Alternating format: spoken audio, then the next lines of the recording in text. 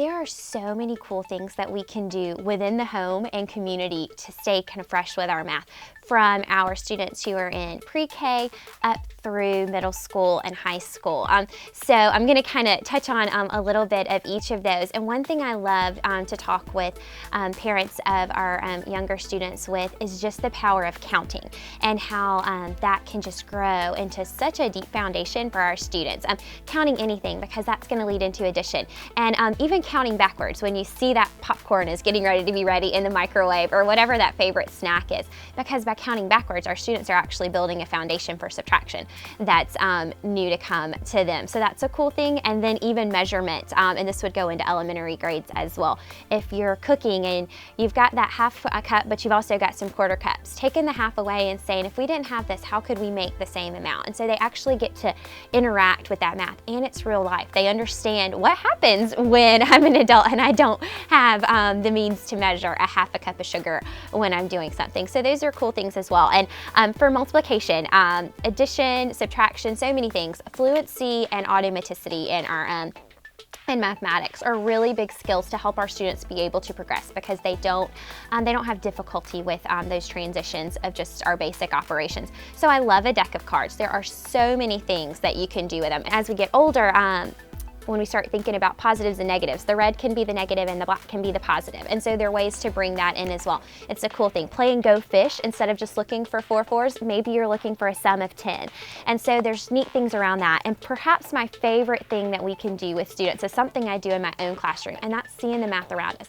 My students and I go for math walks all the time. And I say, just look around you and take some pictures of math that you see in the real world. And we go back to the classroom and we talk about it. And some really cool conversations have come from that. My geometry teacher used to take us out on the football field sometimes with his golf clubs, and he would strike the ball at different angles so that we learned a lot about trajectory and the power of that angle. And of course, that's going to be the same as we think about soccer or anything where you are, I guess, hitting a ball. I think about basketball, and that's quadratics, the way that the arc moves. We think about track, and often I'm a track coach, and so often my students will say, how come I have to start back here, but that person gets to start down there? And it's because if we all started at the same point, the person on the outside of the track would run further. And so we get to talk about distance. So it's really cool to have these conversations with students in the sports arena also,